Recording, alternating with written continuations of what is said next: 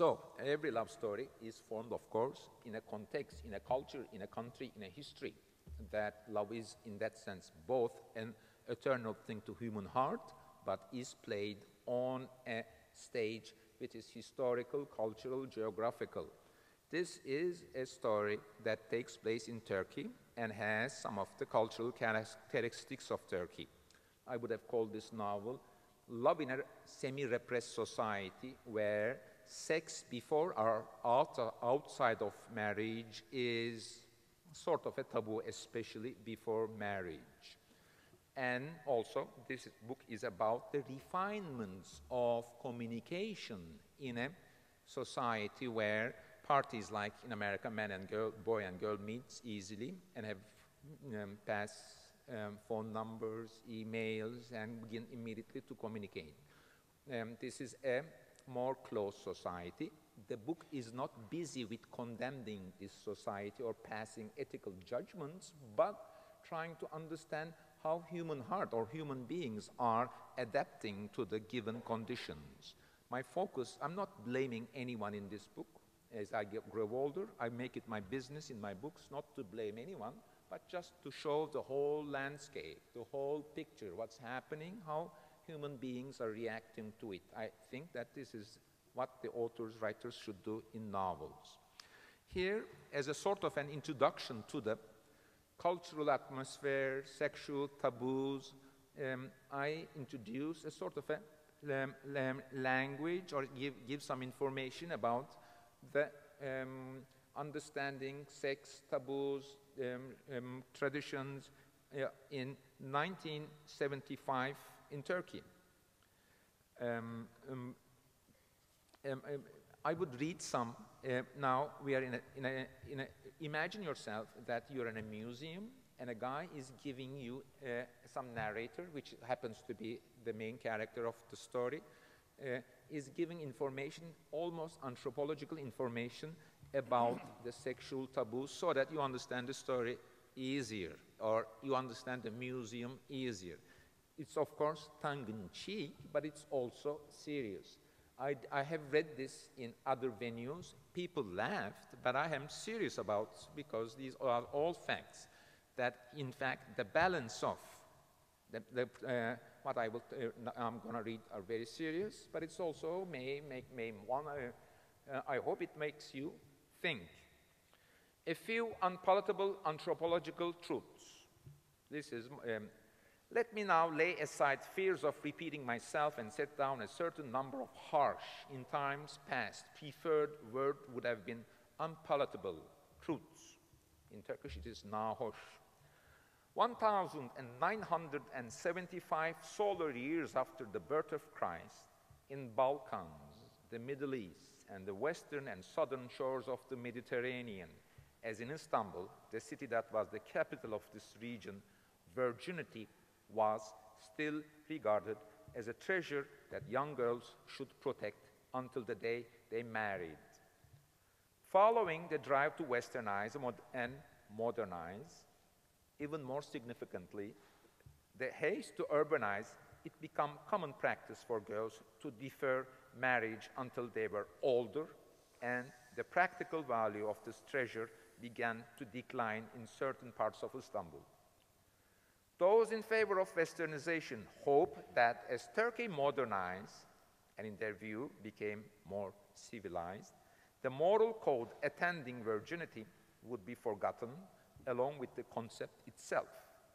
But in those days, even in Istanbul, most affluent westernized circles, a young girl who surrendered her chastity before marriage could still expect to be judged in certain ways and to face the following consequences. Here are the consequences. A, the least severe consequence befell the young people who, as in my story, had already decided to marry. In wealthy westernized circles, just in the case of Sibel and me, there was a general tolerance of young and unmarried people who were sleeping together if they had proven themselves serious, either by formal engagement or another demonstration that they were destined for marriage. Even so, well-born, well-educated girls who had slept with their prospective husbands before marriage were disinclined to say they had done so out of their trust in these men and their intentions, preferring to claim that they were free and modern enough to disregard tradition. B. In cases where such trust had yet to be established or coupledom yet to be socially recognized, should a girl fail to hold herself back and instead give away her virginity, perhaps to a man who had forced himself on her, or perhaps because she was passionately in love or had succumbed to any number of other enemies of prudence, such as alcohol, temerity, or mere stupidity, the traditional code required that any man wishing to protect the girl's honor should marry her. It was after one such accident that Ahmet, the brother of my childhood friend Mehmet, came to marry his wife Sevda, and though he is now very happy, the union was made in fear of regrets. C. If the man tried to wriggle out of marrying the girl, and the girl in question was under 18 years of age, an angry father might take the philanderer to court to force him to marry her. Some such cases would attract press attention, and in those days it was the custom for newspapers to run the photographs with black bands over the violated girl's eyes to spare their being identified in this shameful situation. Because the press used the same device in photographs of adulterers, rape victims, and prostitutes, there were so many photographs of women with black bands over their eyes that to read a Turkish newspaper in those days, 1970s, was like wandering through a masquerade. All in all, Turkish newspapers ran very few photographs of Turkish women without bands over their eyes, unless they were singers, actresses, or beauty contestants, all occupations suggestive of easy virtue anyway. While in advertisements there was a preference for women and faces that were evidently foreign and non-Muslim. D. Because no one could conceive of a sensible young girl who gave her virginity under such circumstances to a man who had no intention of marrying her, it was widely believed that anyone who had done such a thing was not sane. The most popular Turkish films of the era included many exemplary tales, painful melodramas of girls at innocent dance parties where the lemonade had been spiked with sleeping potions, after which their honor was soiled and they were robbed of their greatest treasure. And these films, the good-hearted girls always died, and the bad ones all become whores. E. That such girls could be led astray by sexual desire was accepted, of course, but a girl so uncalculating, childish, and passionate that she could not restrain her desires, heedless of the tradition that settled such matters with bloodshed, was regarded as a surreal creature, frightening even her prospective husband, who anticipated that the same sexual appetite might cuckold him after marriage. When an ultra-conservative friend from my army days told me that he had separated from his sweetheart because they had made love too frequently before marriage, though only with each other, there was a thing of embarrassment in his voice and not a little regret. This is perhaps the cultural background of the book. This novel is about a rich man's infatuation with his twice removed cousin, who is from the poor branch of the family. The girl is a shop girl, the guy is a high society rich man. But then the novel has also the qualities of, again, like all my novels, a sort of an east-west tale, exploring the cultural landscape of the country, Istanbul, so forth and so on. I will read one page, only another 2 minutes, About now, the girl is lost. The character is walking aimlessly in a state of perhaps insomnia, searching for his beloved. And then, of course, we see the town through the melancholic vision of a guy lost in love, lost in town.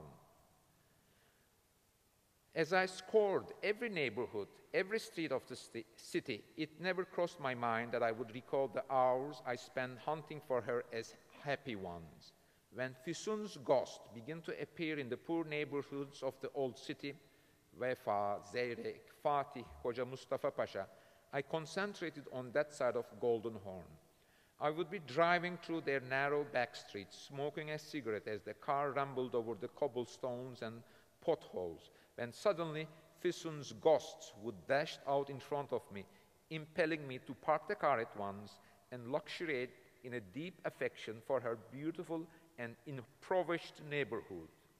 With all my heart, I would bless these streets with their tired aunties in headscarves and young toughs staring at the strangers roaming the neighborhood in search of the ghosts, and the old people and the unemployed idling in the coffee houses, reading newspapers in an air thick with coal smoke. When a careful study of an apparition in the distance proved it was not Füsun, I would not leave the neighborhood right away. Rather, I would continue wandering around, convinced by some irrational logic that if a double had appeared here, the true Füsun must be close at hand. And so I came upon a broken marble fountain, 220 years old, sitting in the middle of a cat-infested square, and the sight of slogans and death threats scratched on every visible surface scrawled by factions of the various left and right-wing parties brought me to know this queen. With my own heart convinced that Füsun was somewhere nearby, these defaced streets were for me enchanted. I resolved that I needed to spend more time walking through these streets, more time in these coffee houses, drinking tea, gazing out the window, and waiting for her to walk by, that if I was to get closer to her and her family, I needed also to live more like them. So now we're going to have a conversation. Thank you.